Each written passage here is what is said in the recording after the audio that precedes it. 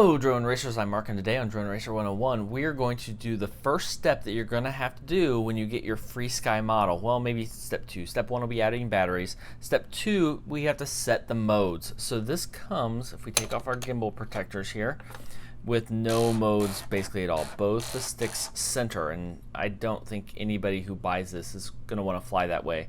So it's pretty easy to get this set up. The first thing we're going to do is power it on. So you'll notice throttle warning. The throttle's not idle, and if I go to idle, it doesn't do it because I'm a mode 2 flyer.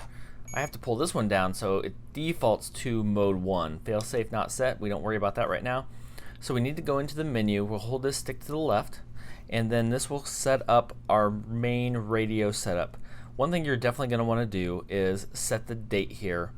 So to do that, let's see here. We'll press this button. We'll go up to today is 2018. And at the time of this video, it is June 30th. And yes, it is currently 5:31 a.m. I got up early to get this ready for you guys. So now we're going to go down to the bottom of the screen. So we have channel order. I'm going to keep mine on TAER. That's how all of my other models are set up, and that's how I set up most of my beta flights for. The screen, I might have to change for recording purposes how long it stays lit. So here we go, we have mode 1. I'm going to push, and we're just going to switch that to mode 2. So now I'm on mode 2. Now the stick's still center, it didn't change any of that, but I am on mode 2, so it's expecting the throttle over here.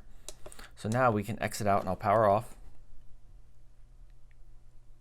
So in the kit we get a bag, and it has 4 screws. We'll get those out. We're going to use 2 of those, a long one and a short one. It also has then the covers for these screw holes in the back that we'll look at here in just a minute. And this heat shrink tubing, somebody figured this out. What it is for is adding tactile feel to the buttons, so you can put the heat shrink on these switches and then they just feel better, I guess. They'll feel more grippy. I'm not going to worry about that. I don't mind the metal switches, I don't think. So for best practice, I would put on your gimbal protectors and then put this back in, but you don't want to be resting on your gimbals. Here for a little bit, it's probably not going to hurt anything, but as best practice. So just in case somebody doesn't know, there's really 4 modes of control. There's mode 2, which is mostly used in the United States and parts of Europe, where the throttle and yaw are on this stick, and then the pitch and roll are on this stick. And then there's mode 1, which the throttle and roll are on this stick, and then the pitch and yaw are on this stick.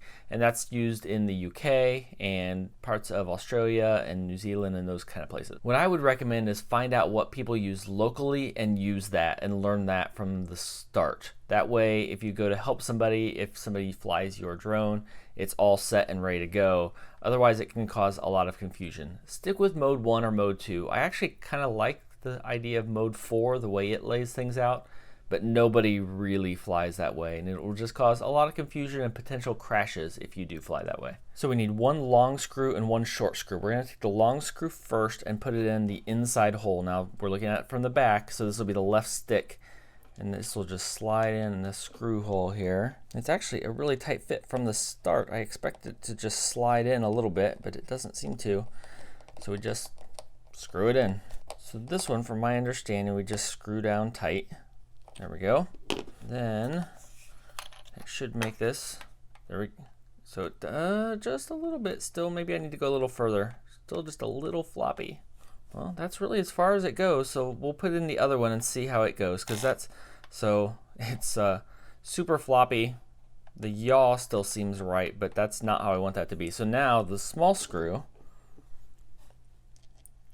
This will go in here, and this is supposed to adjust the tension, not just release the pressure. It's supposed to adjust the way it feels.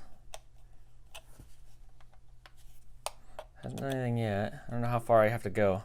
Still nothing. Oh, there we go. So now I feel pressure on it. Actually, way too much pressure. So I'm going to back that off just a little bit. Still too much. Not bad. I don't like the sound of it. It's definitely metal on metal. There we go. We're getting close.